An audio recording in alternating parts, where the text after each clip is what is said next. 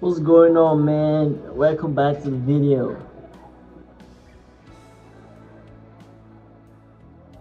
The hardest part of working on a secret project isn't the actual work of building it itself.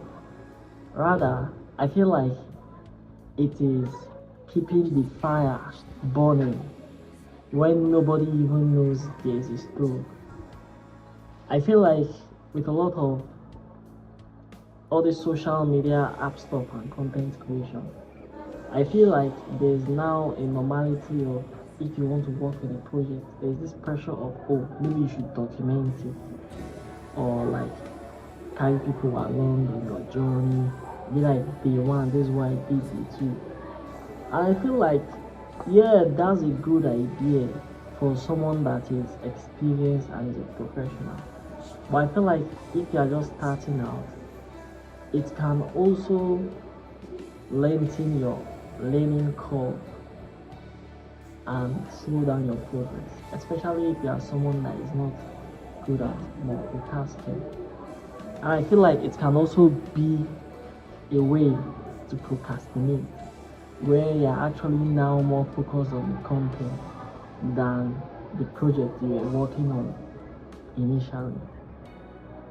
And this also made me think about one phenomenon called the invisible lab.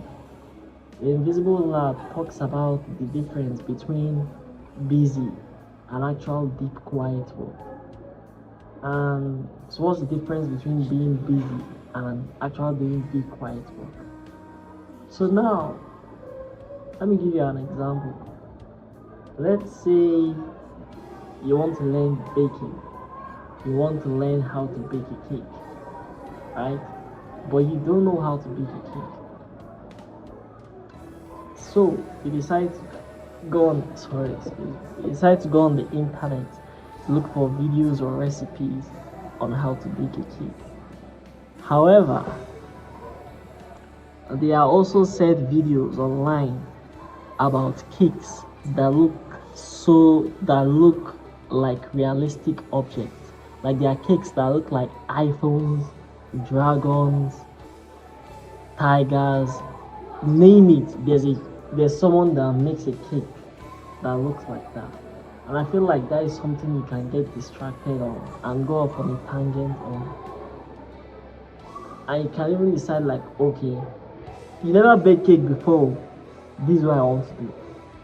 And yeah, challenging yourself is nice, but it's also good to be aware of your skill level. The reason I'm talking about this is because this is something this is a trap that I fell into recently. And after I was done being busy, I now realized that I hadn't actually achieved anything.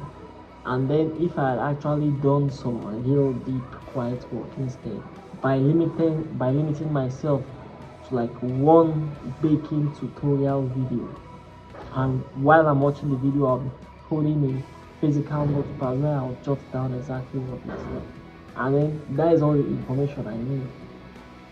From then on, the only thing I need to do is to be practicing whatever I saw in the video and just keep going on. And then if I have a specific problem or a question, I can simply go on the internet, search that specific question, and then go back to what I'm doing.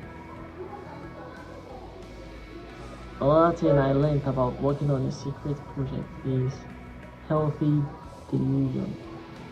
Because if you are working on a secret project, there's a chance that that project that you're working on is something very difficult.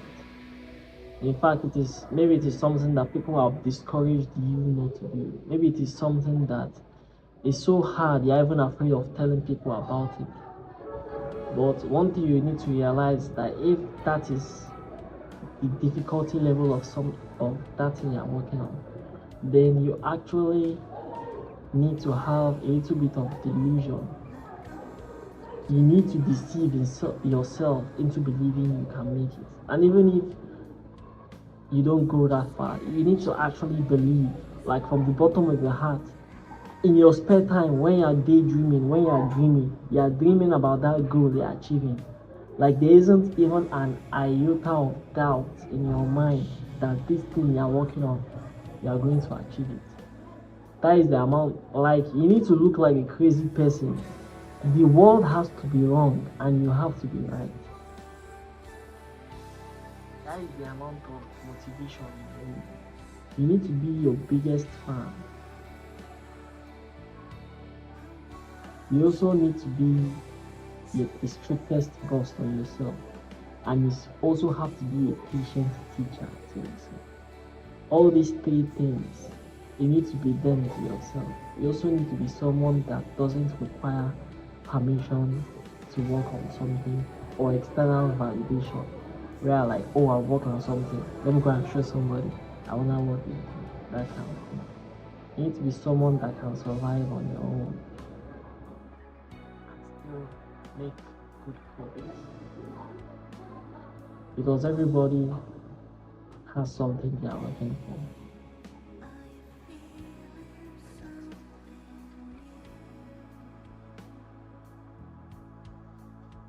Once you stop looking for it, you lose your spark.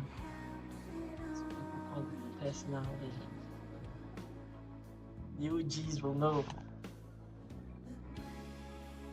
That's this week's video. See you later, man.